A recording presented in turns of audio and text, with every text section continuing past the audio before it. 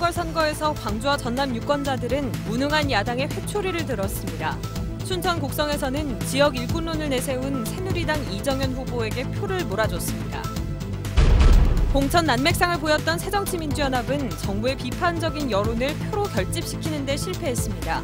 안철수 김한길 공동대표 체제는 정치 혁신에 실패하고 조기에 무너졌습니다. 광주와 전남에 폭염주의보가 내려진 가운데 오늘 광주의 낮 최고 기온은 올 들어 가장 높은 36.5도까지 치솟았습니다. 여수의 한 조선소에서 암모니아 가스 누출 사고가 발생해 20명 가까운 사상자를 냈습니다.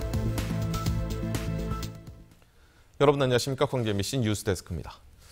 730 재보궐선거를 통해 드러난 호남의 민심은 과거 선거 때와는 너무도 달라졌습니다.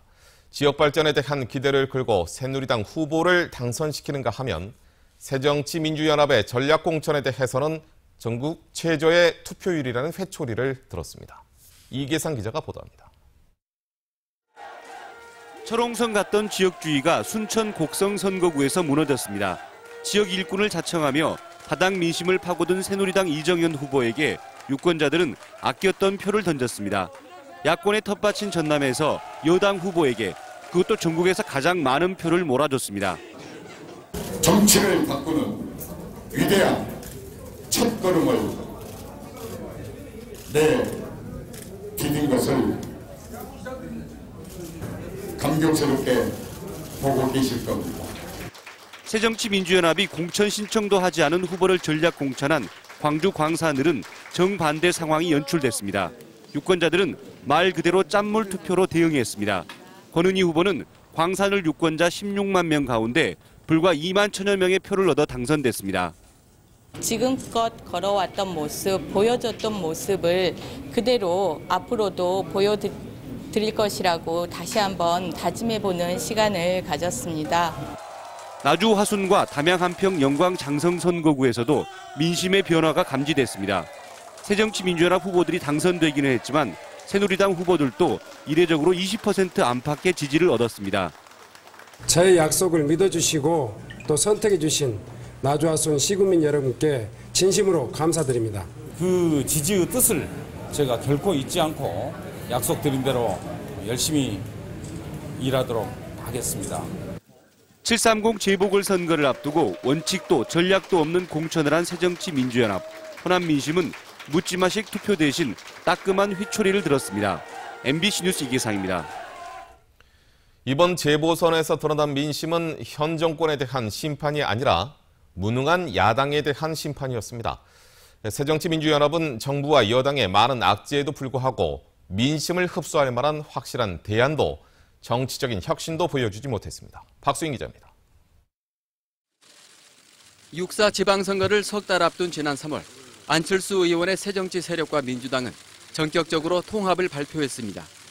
야권 내의 경쟁 구도를 통해 정치 혁신을 이루기보다는 숫자와 세를 불리는 공학적 셈법을 택했습니다.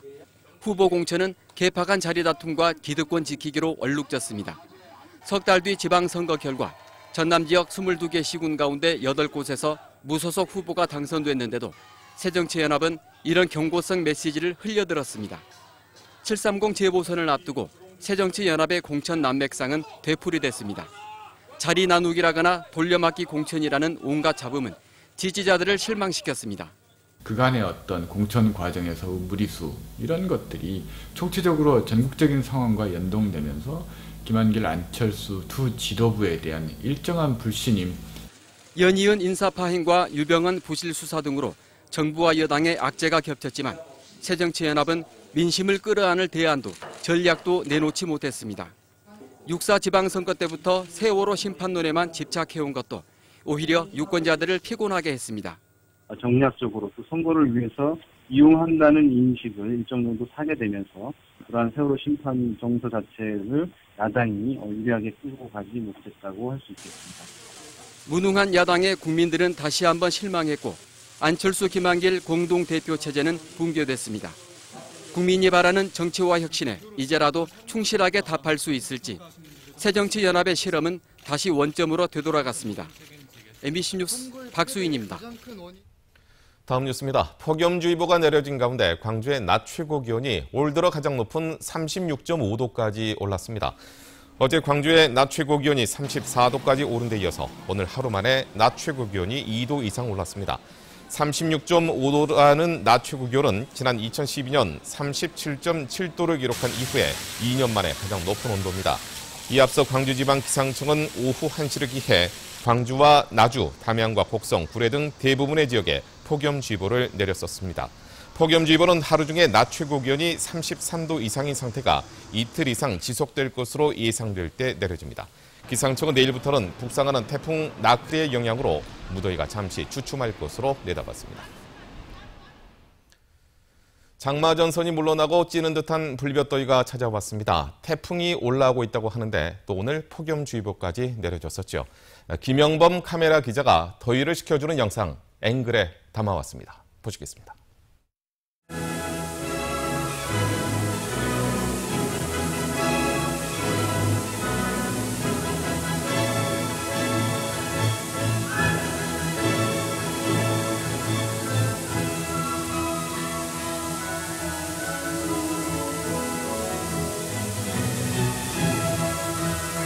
여름이 확 날아가는 것 같아요. 몸이 굉장히 가볍습니다. 아주 이렇게 좋은 시원한 데가 없대요.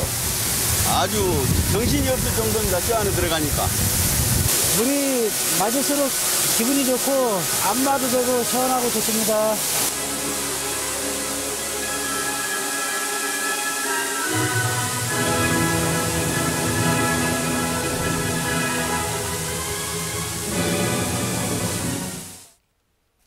다음 뉴스입니다. 조선소 안에 들어와 수리를 받던 참치잡이 어선 안에서 암모니아 가스가 누출됐습니다. 19명의 사상자가 발생했는데 암모니아 용기가 노후화돼 사고가 난 것으로 추정됩니다. 나현호 기자입니다.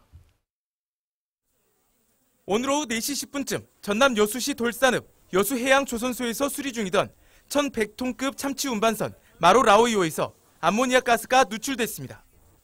화상을 일으키는 강력한 냉매에 노출된 근로자 진모 씨가 숨졌고 20여 명이 병원에서 치료를 받고 있습니다. 사고 당시 현장에서는 97명의 인부가 배 안팎에서 내부 수리 작업을 진행하고 있었습니다.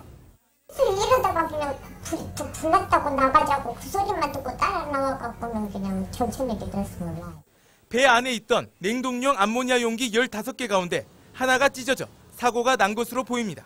용기 노후로 인한 암모니아 가스가 누출되지 않았느냐. 해경과 소방당국은 잔류가스 제거 작업을 마치는 대로 업무상 과실 여부나 안전수칙 준수 여부를 조사할 예정입니다. MBC 뉴스 나연호입니다. 세월호 사고 현장에 처음 출동했던 목포 해경 123정 책임자에 대한 구속영장이 기각됐습니다. 광주지법은 목포 해경 123정 정장 53살 김모 경위가 증거인멸하거나 도주할 우려가 없고 영장에 있는 피의 사실만으로는 구속이 필요한 이유를 인정하기 어렵다며 영장을 기각했습니다. 검찰은 세월호 침몰 당시의 근무일지를 훼손하고 탈출 방송을 하지 않고도 한 것처럼 내용을 꾸며 허위 기재한 혐의를 적용해 김경희에 대한 영장을 청구했었습니다. 김경희는 근무일지 훼손 부분은 인정하면서도 퇴선 안내 방송을 지시했다고 주장하고 있는 것으로 알려졌습니다. 화재 참사가 일어난 장성 효사랑 요양병원 이사장에게서 뇌물을 수수한 광주시청 간부가 구속됐습니다. 광주지방법원은 의료법인 허가를 도운 뒤 병원 이사장에게 수천만 원을 수수한 혐의로 광주시청 4급 공무원 박모 씨가 증거를 인멸할 우려가 있다며 구속영장을 발부했습니다. 지난 2007년부터 의료법인 허가를 받지 못해 행정소송까지 냈지만 패소한 이사장 이모 씨는 2012년에야 광주시로부터 허가를 받아냈고 당시 책임자였던 박 씨는 그 대가로 2천만 원을 수수한 혐의를 받고 있습니다. 전국철도노동조합 호남지방본부가 호남고속철도 건설공사 입찰 비리와 관련해 안전 확보 방안을 마련하라고 촉구했습니다. 철도 노조는 2017년 개통 예정인 호남고속철도가 담합과 부실 시공 등으로 열차 안전에 심각한 우려를 낳고 있다며 시속 300km로 달리는 고속열차는 조그마한 결함으로도 대형 참사를 불러올 수 있다고 지적했습니다. 철도 노조는 국토부에 대해 지금까지 드러난 비리와 부실 혐의를 철저히 조사해서 실효성 있는 안전 확보 방안을 마련하라고 촉구했습니다. 광주 지역의 성형외과 10곳 가운데 8곳 이상은 심폐소생을 위한 심장 제세 동기가 없는 것으로 조사됐습니다. 보건복지부가 국회에 제출한 자료에 따르면 광주 지역 성형외과 31곳 가운데 심장 제세 동기를 보유하지 않은 병원은 26곳으로 미보유율이 83%에 달합니다.